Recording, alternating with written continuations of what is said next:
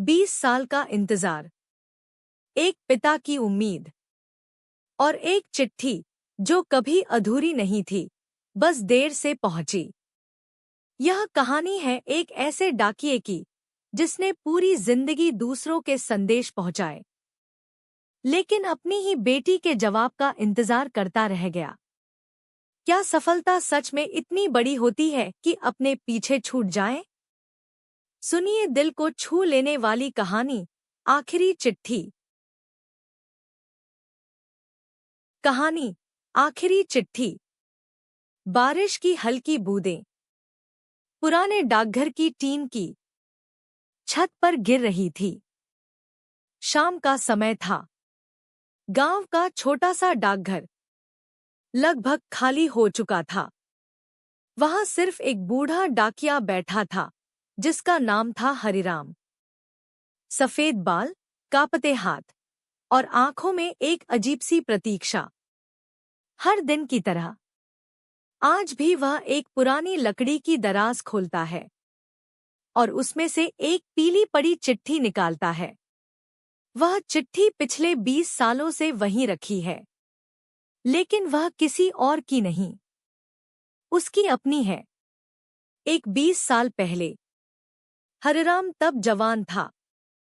गांव में सब उसे ईमानदार और समय का पाबंद डाकिया मानते थे।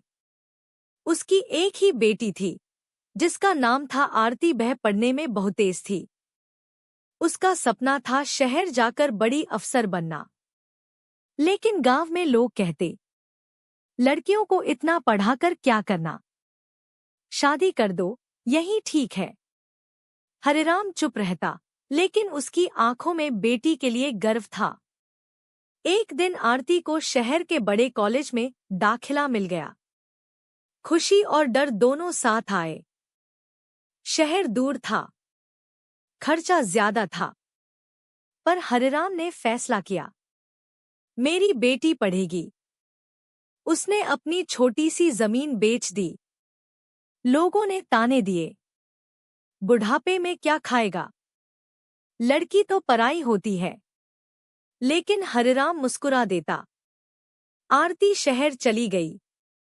शुरू में हर हफ्ते चिट्ठी आती, पापा, यहाँ सब अच्छा है, मैं खूब मेहनत कर रही हूँ, आप अपना ध्यान रखना।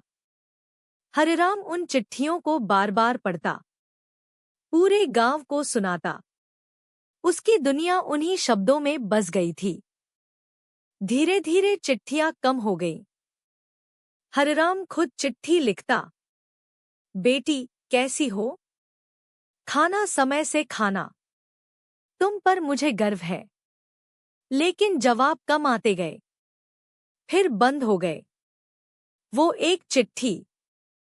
एक दिन हरिराम ने आखिरी बार एक लंबी चिट्ठी लिखी, बेटी, बहुत दिन से तुम्हारी कोई खबर नहीं आई, क्या तुम नाराज हो? अगर मुझसे कोई गलती हुई हो तो माफ कर देना। मैं रोज तुम्हारी राह देखता हूँ। तुम खुश रहो, बस यही दुआ है। उसने चिट्ठी पोस्ट की और इंतजार शुरू हुआ। दिन बीते, महीने बीते, साल बीत गए, कोई जवाब नहीं आया। गांव में अफवाहें शुरू हो गई। शहर जाकर लड़की बदल गई, अब उसे बाप की जरूरत नहीं। हरिराम चुप रहा।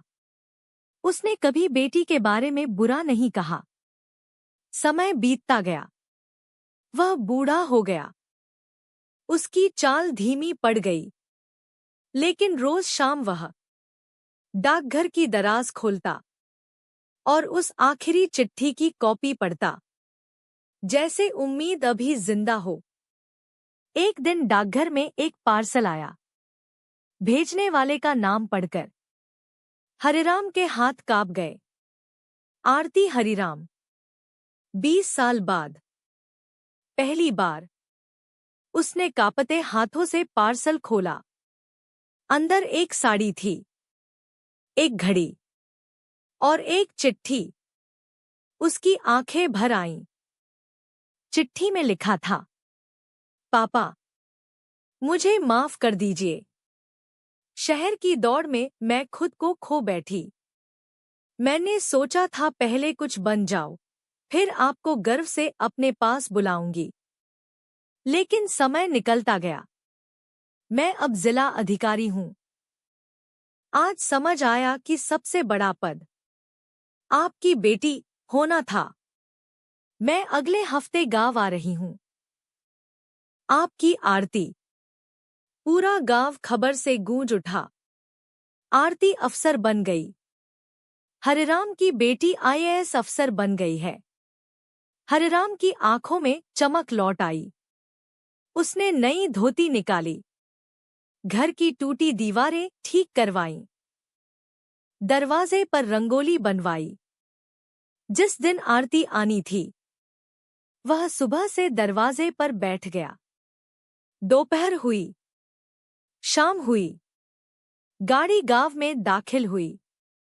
लाल बत्ती वाली कार धीरे से हरिराम के छोटे से घर के सामने रुकी। आरती उतरी। सफेद साड़ी, आंखों में बेचैनी, होंठ कांप रहे थे।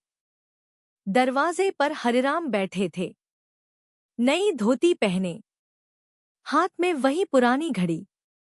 आरती ने कहा, पापा।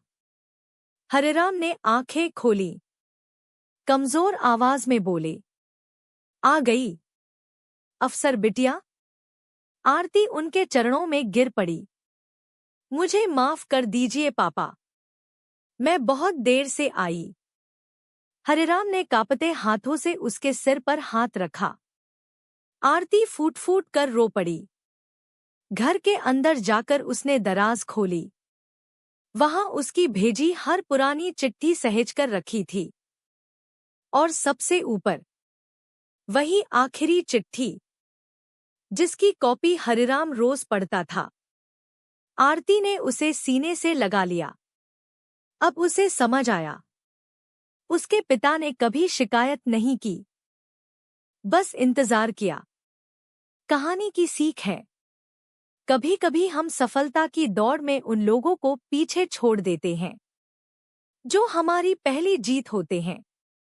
माँ बाप को पैसों से नहीं, समय से खुश किया जाता है।